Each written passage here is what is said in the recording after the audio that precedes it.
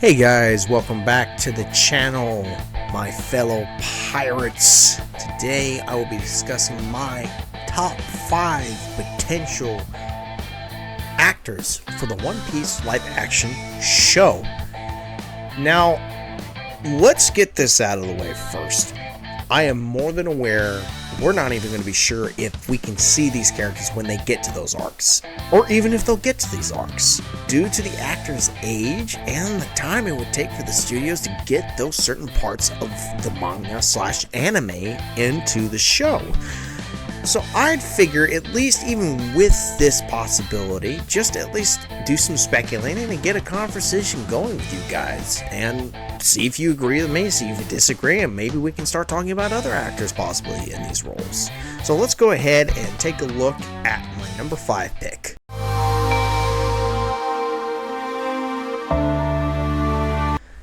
The number 5 pick will be the character of Rob Lucci.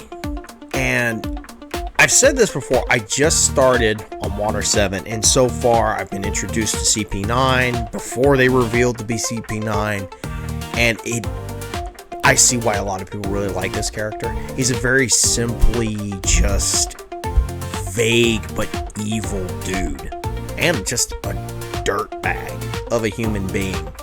And to give him this ability of the cat fruit model leopard makes him even more of a threat to everybody, because he literally defeated 2 of the strongest Straw Hats at that time in the show, separated them, threw them away, and just dealt with them pretty easily. Now, I know with how movie studios do things, they can CGI CGI and do practical effects for some of the Devil Fruit powers. So it's like, I'd imagine they can do that with Rob Lucci, maybe with CGI. I'm not entirely sure. I really don't hope they don't go with the weird hour-long makeup part for that. So that brings us to our first question. And who would I pick and why? It is Michael Mando, who has previously played in Far Cry 3, as everybody knows him as Voss. Later on, he would go play in the spin-off series of Better Call Saul for Breaking Bad as Nacho Vargas, and of course a little bit later on, Scorpion from the Spider-Man, or the Tom Holland Spider-Man movies. And the reason why I would pick him is because he embodies this. He can embody a villainous character very well. And there's certain aspects of Rob Lucci, which I'll get into in just a moment, that really would work with Michael Mando's way of acting. And if you've seen Voss, if you've seen the interactions in Far Cry 3, which I've played a good portion into it before, and the scenes that I get with Voss, it reminds me of a little bit of the aspects of the insanity part. This very intriguing, very mysterious villain who's also insane really could add a little bit of layers to Rob Lucci, because I know this part, I've been spoiled a little bit. Like I said, I've been spoiled of a lot of different things about Water 7. From what I understand, Rob Lucci has been like a killer all of his entire life, and it's the same thing with Voss. And so we'll go ahead and get into the next question as we go on. What aspects of the character would work with this actor? It is the deranged, insane killer instinct he can just bring out from the manga. It is from the anime as well, actually. This very distinct, calm, very calculated, villainous side, but with just this deranged insanity that you see through a lot of Michael Mando's acting either as a supporting character, one of the side villains, or another side villain in the Spider-Man movies. it just, to see those aspects play out by an actor like him would be really interesting, and also add his own flavor to it. Because with Rob Lucci, from what I can understand, from where I'm reading at and where I've been spoiled, unfortunately, is he is not only villainous and deranged, he's just stupid smart. Because with Nacho Vargas, he is this very kind of stealthy, quiet guy that pretends to be a part of the Salamanca team. I haven't, by the way, mind you, I've never watched Better Call Saul or Breaking Bad. I'm not a huge fan of Breaking Bad, but a lot of the stuff that I've seen, it's well acted. It's a well acted show. But the scenes that I've seen with Nacho Vargas, it is surprisingly well thought out, well played. He is the guy that's like, I will do anything to take these people down. That's another aspect that I see Rob Lucci having. He will do anything, and especially if you watched the Gear 2 and Rob Lucci fight, good lord, to see this character be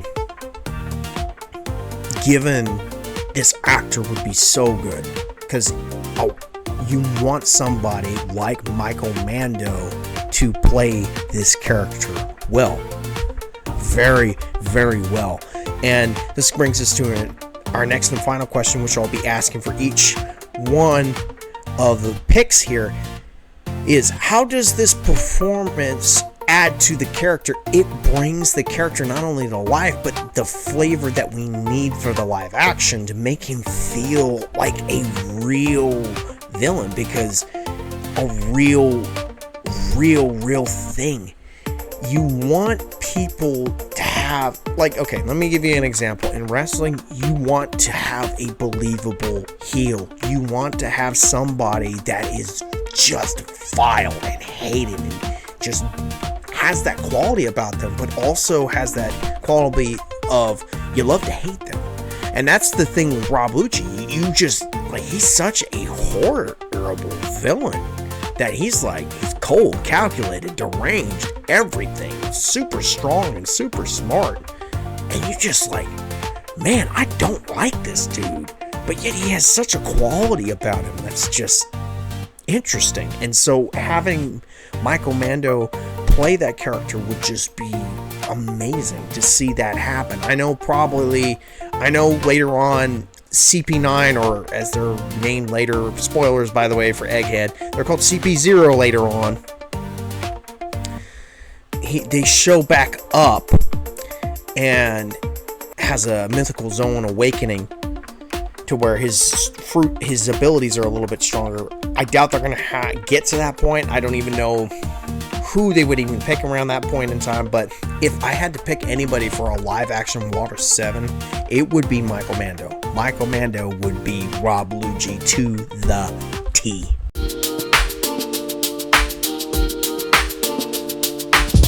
Now, we're going to talk about my number 4 pick here, and we're going to talk about a very important character to the One Piece lore and universe, and that's Whitebeard. Whitebeard is a giant of a pirate. He has connections all the way dating back to the Rocks Pirates, all the way up to his own crew with Odin and Wano, and of course the connections to Ace, Roger's legitimate blood son, who ended up becoming the adoptive father figure to Ace. And when you want somebody to have that physical presence that Whitebeard has, he's a giant, man. He's huge, muscular. Even at an old age, he is something else. And so the person who I'd pick for this is the wrestler Billy Gunn, who is at 60 years old. And I don't know if he's had any other acting opportunities. I don't know what else he does. I've seen his wrestling stuff. It's pretty great. He's believable as this big, strong dude. And having that quality of character for Whitebeard be presented through a guy like him who's in his 60s still wrestling to this day, having an incredible physique, because Whitebeard, it has an incredible physique, and having that implemented and brought into the world of the One Piece live action, I would pick Billy Gunn, because he embodies a lot of what Whitebeard is. He's a strong and present figure in where he's at. He has this ability to where you look at him and it's like, yeah, he's believable. This dude would tear me to pieces. And so not only that, he has this presence about him. It's like, okay, he's got this. He's got this thing about him, that this manly presence that Whitebeard also has. And not only having the physique, not only having the aspects of the character, his attitude would just bring more form of levity to the character, because it's like the first time we meet him in the manga and the anime is when he's talking with Shanks, and he's just sitting there like, talking with Shanks, and he's got this nonchalant attitude, and he has a whole bunch of these nurses around him wearing, I think, tiger stripes, and it's the most nonchalant thing I have ever seen. And I'm like, okay, I already like Whitebeard. Now imagine that, seeing that in real life, seeing that big broad frame of Billy Gunn just sitting there, and you see all those nurses nursing him, trading out, refilling his IV, and just seeing this big frame of a dude with the weapon that he has. Just, oh my gosh. And it goes along with what aspects of the character would work with the actor. It's not only the physical presence, it's his attitude, because Whitebeard is a man's man, or a pirate's pirate. He will beat the tar out of you. And another aspect that I can also see, that I've seen in brief clips and interviews, is that he has a huge care and love for the next generation, especially when it comes to his son. He's like, wow, to see that aspect of him being a father really be played into for Whitebeard, a live action Whitebeard, I would love to see that played into more in the live action series. Give more detail on why he feels this way. I don't know, man. Like, these aspects of not only the physical presence, the personality that he has, and the very just strong presence, and the fatherly attitude just be brought to the live action screen would be amazing to see. And mostly how this would add to the performance, it's mostly bringing a mythical pirate into the real world of sorts, to bring this mountain of a dude into there. And I don't know what they could do. They could CGI and make him look like he's bigger than he's supposed to be, or they might just keep him the same size. I don't know. They may end up just actually doing a different bit of different things. They could just have this effect where, okay, he's still big, but he's not like giant. So I don't know. I mean, they're gonna have the giants in there. Now that I think about it, so if they're gonna have the giants in there, they're definitely gonna have Whitebeard be his actual size. So seeing Billy Gunn with that big white crescent mustache, sitting down, having this nonchalant, looks like he's kind of uncaring attitude, but just like has this swagger about him, this powerful swagger about him. That is what I would like to see, and that's what would add to the performance for this character.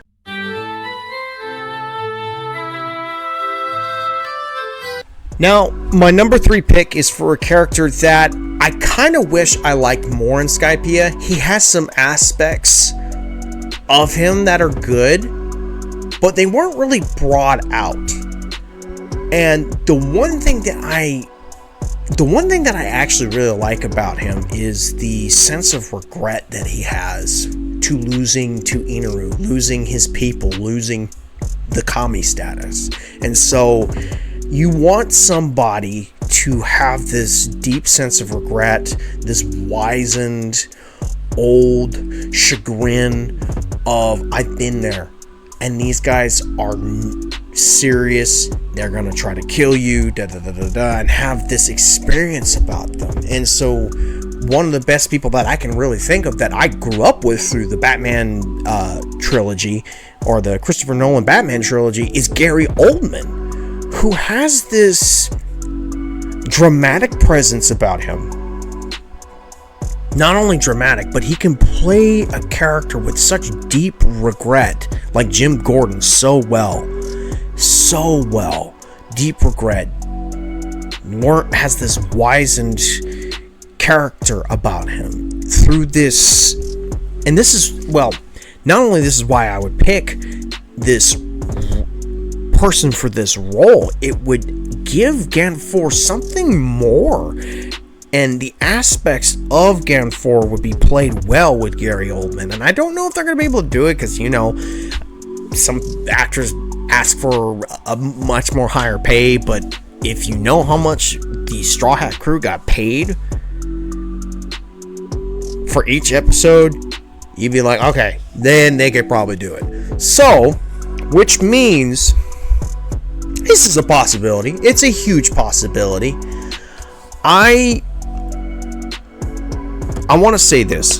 The aspects of Ganfor needs to be fleshed out by an actor who can really bring that character.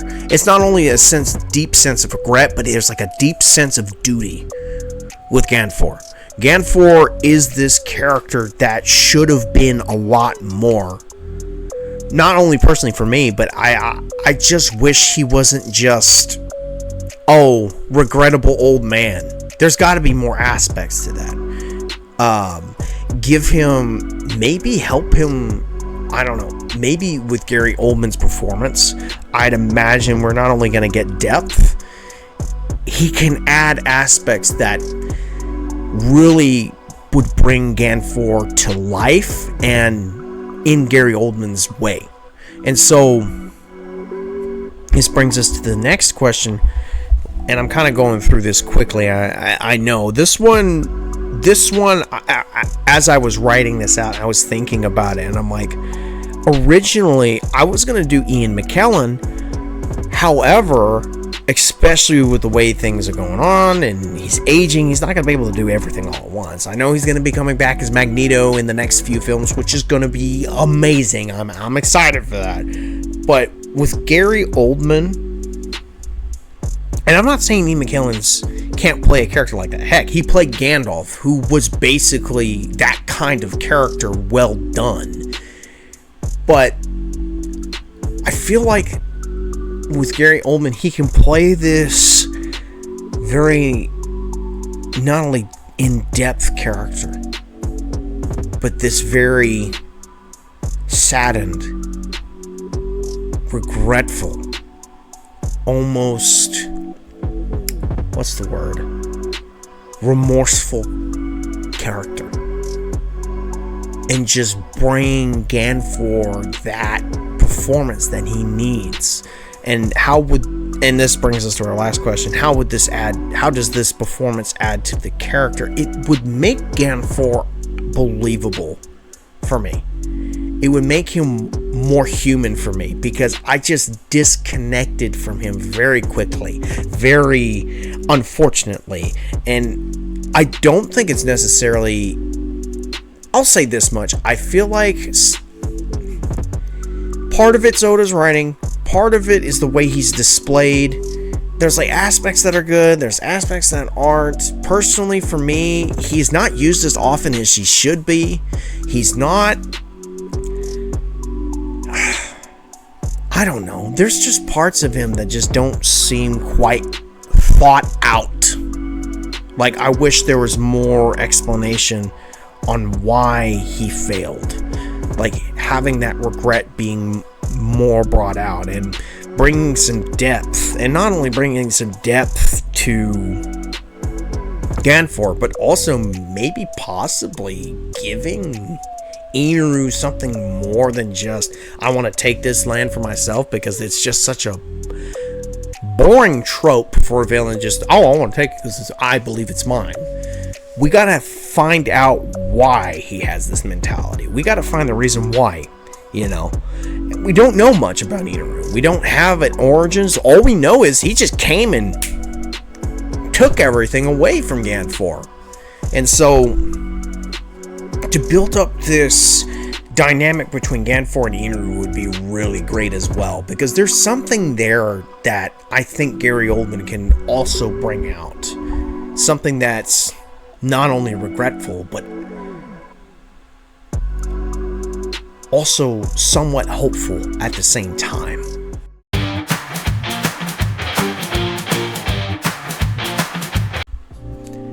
Now, my number 2 pick, and I just got introduced to him in Water 7, and I see why people really like this character, and it's Frankie. Frankie, for me, is the goofy yet serious and passionate older brother of the Straw Hats. And you want somebody to be able to play both ends. And not only play both ends, but have this physical, not just a physical presence, but just this physical confidence. And so one of those people I'd say that would play Frankie pretty well is probably Alan Richardson, who was known for playing the new Drac Reacher.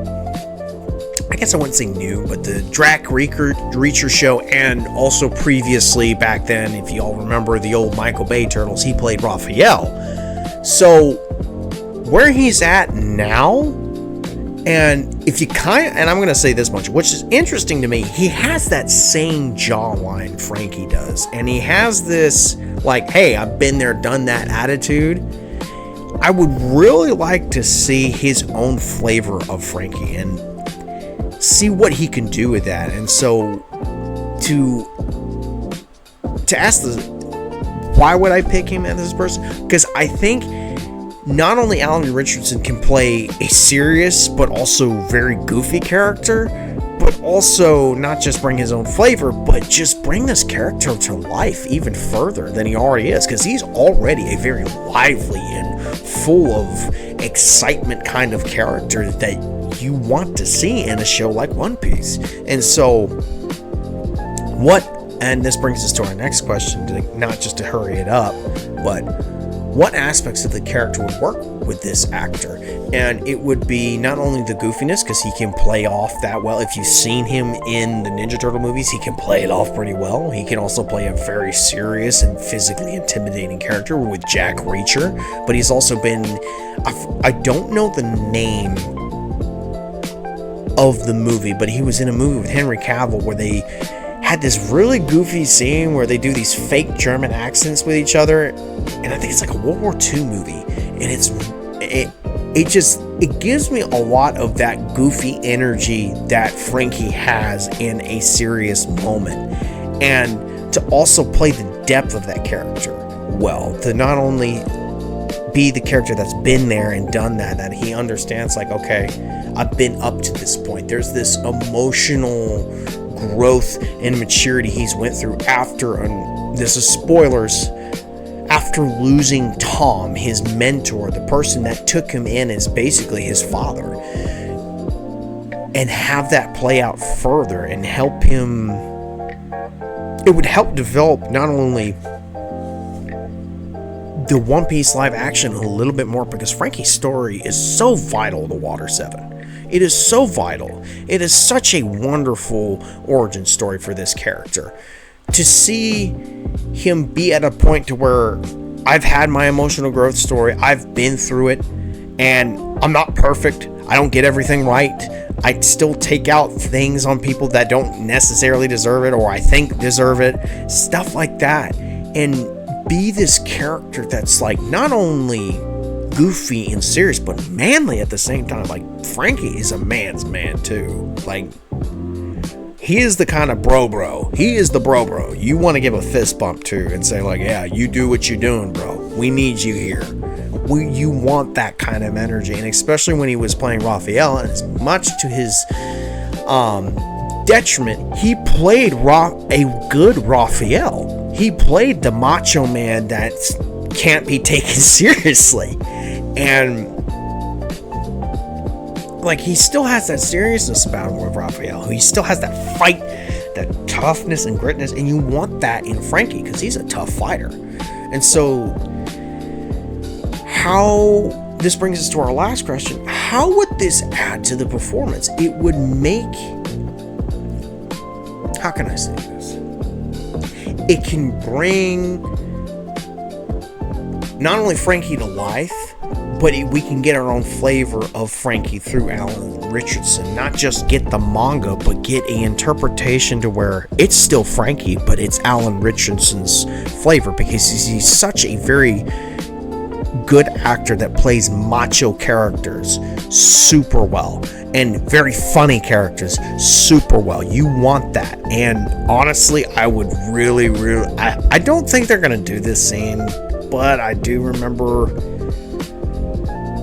oh man, I do remember that they did have that Helmeppo scene at the beginning of the Romance Dawn episode. Not the beginning, or I think it's like near the end, where Soros go looking for his swords and you have Helmeppo butt naked playing with Zoro's sword. I'm like, what the frick is this about? Why is Helmeppo like this?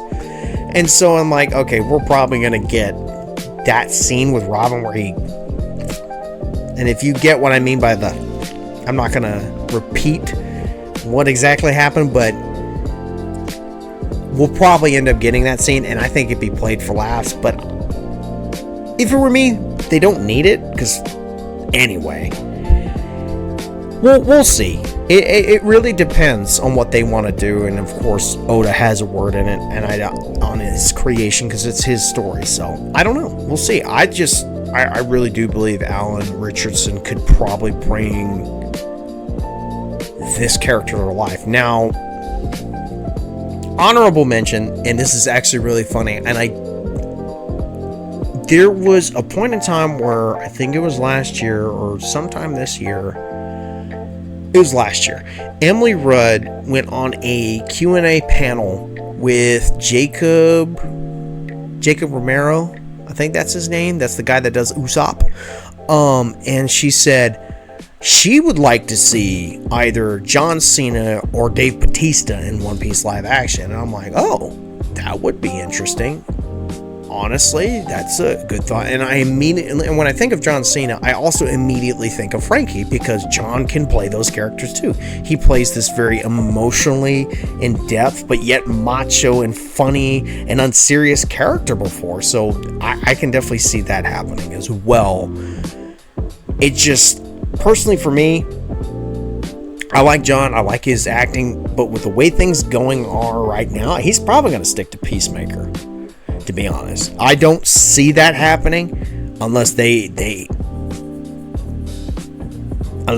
him pretty good, because John's a big man now, so it's like they're gonna need a little more of that cheese, you know what I'm saying? So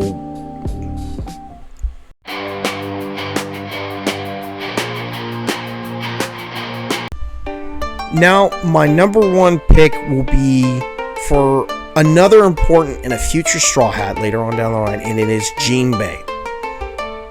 And yes, I've been spoiled about Jinbei. I'm more than aware. Yes, I was spoiled on pretty much all these characters, except for Ganfor, ironically enough. I never knew about Ganfor until I read the actual arc myself. So Jinbei, he is this very,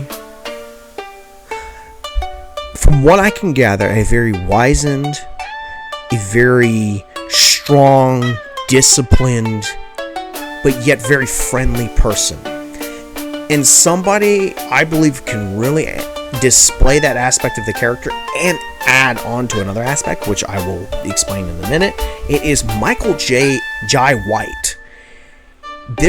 Michael Jai White is not only a proficient martial artist, he's a great actor. He has this ability to play these characters that are proficient but yet have a very compelling side to him. And you want that compelling side for Jinbei because he's a compelling character. He's had his own past. He's been through it. He's been part of the Sun Pirates alongside Arlong. And had all this different stuff go through, and having them being through slavery, through the dragons, or the celestial dragons. Yes, I know about the celestial dragons. I get it. Been spoiled, whatever.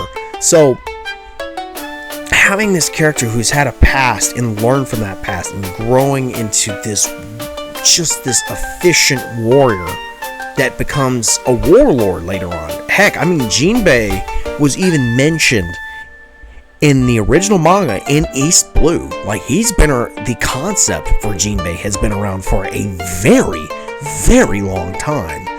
And so, having him brought in through Marineford and actually show up with Ace is going to be interesting. And so, it's interesting, and I can't wait to get to Marineford, by the way. I'm actually excited. But I'm not looking for Thriller Bark. I am not. I've heard some things about it I'm not too thrilled on. But I digress. So, why would I pick this person for this role? He can genuinely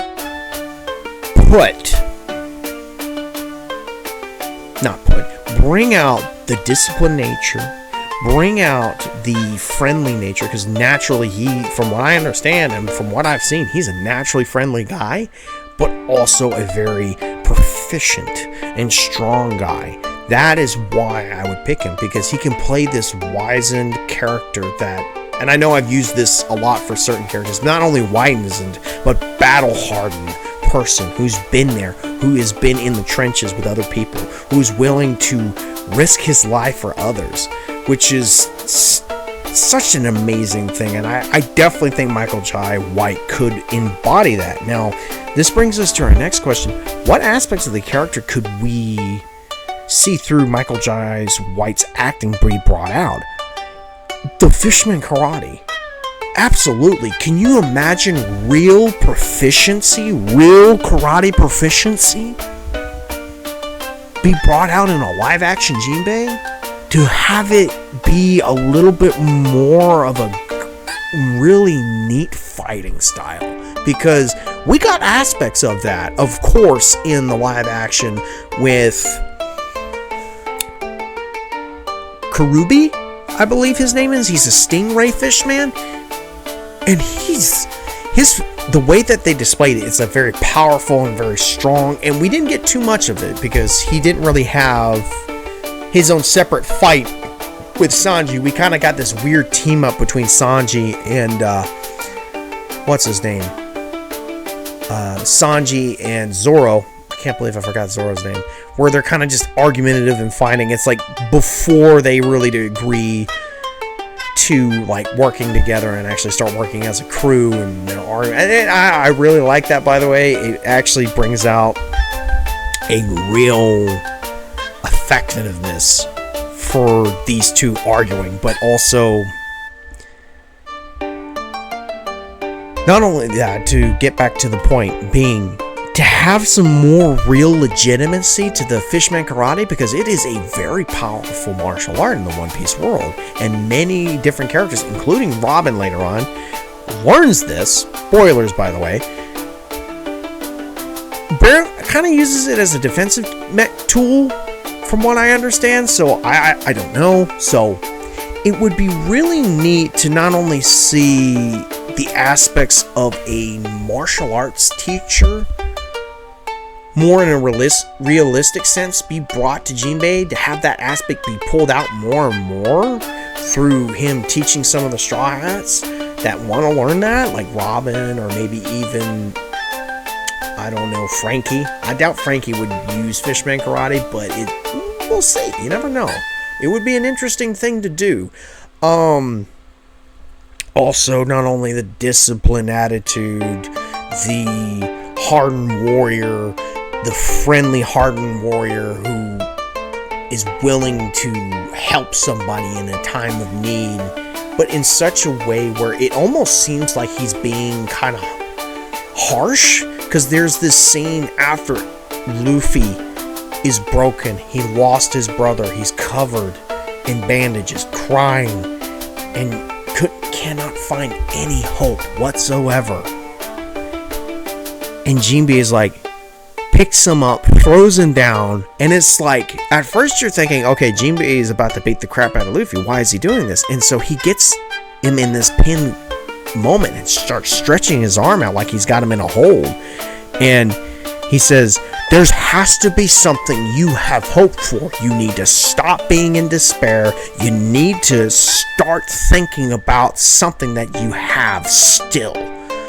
And helping realize that, wait a minute, if I'm still alive, that means my crew's still alive. And so having that aspect be played out, I believe Michael J. White can really do that. He can do that for Jinbei. We can have a recreation of that scene done super well. And not only how would this, and we'll go to our next and final question, is how does this add to the performance, to the character? It would not only add legitimacy to the Fishman Karate and Jinbei himself, it can bring this character to life in such a way to where we get Michael J. White's flavor of it, but also still being the character, still embodying the discipline, the hardened warrior, the wise and hardened warrior that Jinbei is, and give something more to this character that everybody has a lot of respect for. Well, I hope I got some ideas rolling in your head about some really interesting conversations we can have about the potential actors for the One Piece live action. Now, I know most of it are male actors. I haven't really been introduced to too many female One Piece characters besides maybe Konis. And of course, we've got plenty of the Baroque work people already filled up, and they've got some great actresses for there. And maybe next time when I do this, I will do all female actresses for the One Piece live action. And if you guys like to see that, let me know it down in the comments down below.